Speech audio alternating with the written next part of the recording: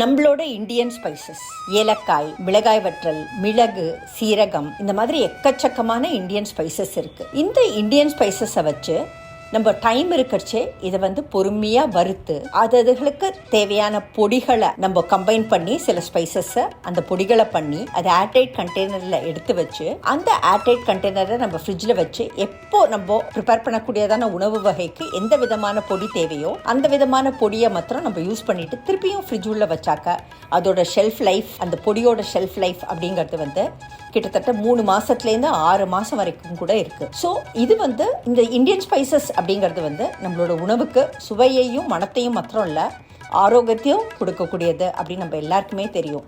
So இந்த Indian spices வச்சு நம்ம ரெடிமேடாக சில பொடிகளை வீட்டிலேயே தயாரித்து வச்சுக்கிறச்சு நம்மளுக்கு அந்த சுத்தமும் கிடைக்குது, சுவையும் கிடைக்குது, மனமும் கிடைக்குது, ஆரோக்கியமும் கிடைக்குது. ஸோ எங்கள் வீட்டில் நாங்கள் சில ரெடிமேட் பொடிகளை தயாரித்து வச்சுடுவோம். அந்த தயாரித்து வைக்கக்கூடியதான அந்த பொடிகளை நீங்கள் இன்னைக்கு வீடியோவாக பார்க்க போறீங்க. ஸோ கண்டிப்பாக நீங்களும் வீட்டில் இந்த மாதிரி டைம் கிடைக்கிறச்சே ப்ரிப்பேர் பண்ணி வச்சுட்டீங்கன்னாக்கா உங்களோட சமையல் அப்படிங்கிறது ரொம்ப சுலபமான வேலையாக மாத்திரம் இல்லை, உங்கள் குடும்பத்துக்கே அந்த உணவுக்கு சுவையையும் மனத்தையும் ஆரோக்கியத்தையும் மகிழ்ச்சியையும் ஊட்டக்கூடியதான ஒரு விஷயமாக இருக்கும் அப்படிங்கறதுல சந்தேகம் இல்ல. வாங்க இன்னைக்கு எங்க வீட்டுல நாங்க ப்ரிப்பேர் பண்ணக்கூடியதான ரெடிமேட் பொடிகளை போய் பார்க்கலாம். எங்க வீட்டு ஏலக்காய் பொடி, பச்சை ஏலக்காய்களை ஒரு மைக்ரோப்ரூஃப் கிளாஸ் வெசல்ல வச்சு மைக்ரோவேவ் அவன் உள்ள வைக்கிறேன்.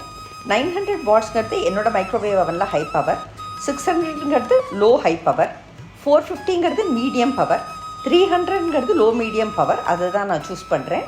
2 minutes போல் நான் இதை வைக்கிறேன். இது அடுப்பில் வெறும் வாண்லியில் லோ மீடியம் ஹீட் அதில் வறுக்கிறதுக்கு ஈக்குவலண்ட் ஆனது. இப்போ 2 minutes ஆயிடுச்சு. அதை எடுத்தாக்க அப்படியே மொறுமொறுப்பாக நம்மளோட அந்த ஏலக்காய்கள் ரெடி ஆயிருக்கு. இந்த ஏலக்காய்களை அந்த இளஞ்சூட்டோடையே அப்படியே ஒரு மிக்சி கண்டெய்னருக்கு ட்ரான்ஸ்ஃபர் பண்ணலாம்.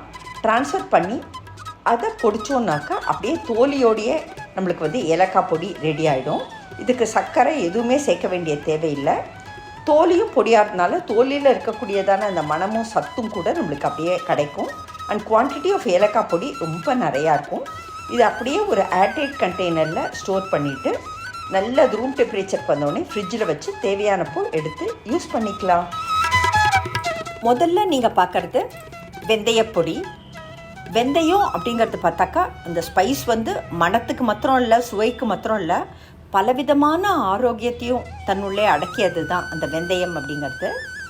இந்த வெந்தயத்தை போட்டு நம்ம அப்படியே வெறும் வாண்லியில் நல்ல அந்த கருஞ்சிவப்பு அப்படின்னு சொல்கிறோம் பாருங்கள், அந்த மாதிரியான கலருக்கு நல்ல அடுப்பை லோ ஹீட்லேயே வச்சு கைவிடாமல் அப்படியே வறுத்து அதை ஆறின உடனே அதை அப்படியே பொடிச்சு மிக்சியில் வறுத்து அரைத்த வெந்தய பொடியாக வச்சோன்னாக்கா இது பலவிதமான உணவு வகைகளில் நம்ம யூஸ் பண்ணலாம். இது ரொம்ப ரொம்ப பெனிஃபிட்டை கொடுக்கக்கூடியது. லைக் ஃபார் எக்ஸாம்பிள் வத்த குழம்பு, நம்ம சவுத் இண்டியன் ஃபுட் அப்படின்னு சொன்னோம்னாக்கா வத்த குழம்புக்கு, ஒரு சாம்பாருக்கு, ஒரு தொக்குக்கு எல்லாத்துக்குமே இந்த வெந்தய பொடியை யூஸ் பண்ணிக்கலாம். ஸோ இந்த மாதிரி வெந்தய பொடியை தயாரித்து இது ஒரு ஏர்டைட்டான கண்டெய்னரில் நாங்கள் வச்சு அப்படியே அதை மூடி அதை நல்ல ரூம் டெம்பரேச்சருக்கு அது வந்த உடனே அதை எடுத்து ஃப்ரிட்ஜில் வச்சுடுவோம். எப்போ தேவையோ அப்போ எடுத்து இதை அப்படியே டைரெக்டாக யூஸ் பண்ணிப்போம். இது ரொம்ப ரொம்ப சுவையையும் மணத்தையும் ஆரோக்கியத்தையும் கொடுக்கக்கூடியது இந்த வெந்தயப்பொடி. அடுத்தது நம்ம தயாரிக்கக்கூடியதான பொடி உளுத்தம்பருப்பு, மிளகு, முழு உளுத்தம்பருப்பு நம்ம எடுத்துக்கலாம். இதை இந்த பொரித்த கூட்டுக்கு நம்ம செய்யக்கூடியதான பொடி தான் இது.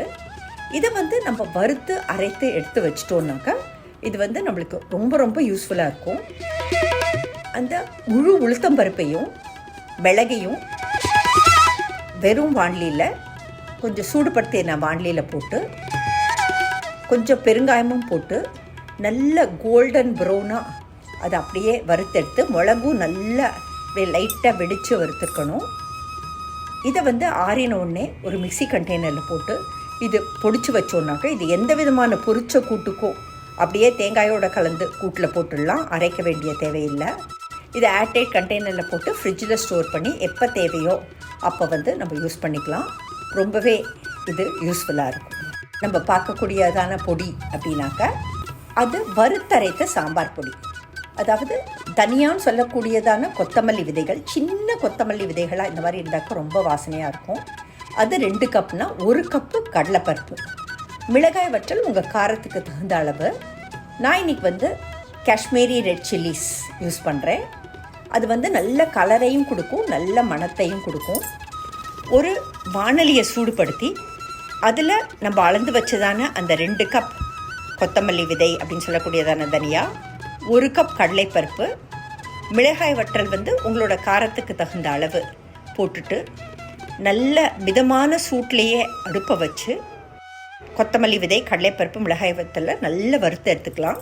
நம்ம யூஸ்வலாக சாம்பாருக்கு சாம்பார் பொடி அப்படிங்கிறது போடுவோம். அந்த சாம்பார் பொடி சேர்த்து எக்ஸ்ட்ராவாக இந்த பொடி, அதாவது அரைத்து விட்ட சாம்பார் பொடி, இதையும் நம்ம சேர்க்கச்சே அந்த சாம்பாருக்கு ரொம்ப மணமாக இருக்கும். இந்த வறுத்த அரைத்த பொருட்கள் ரூம் டெம்பரேச்சருக்கு வந்தவுடனே அதை மிக்சியில் போட்டுட்டு நல்லா பொடிச்சிடலாம். ஸோ நம்மளோட வறுத்தரைத்த சாம்பார் பொடி ரெடி.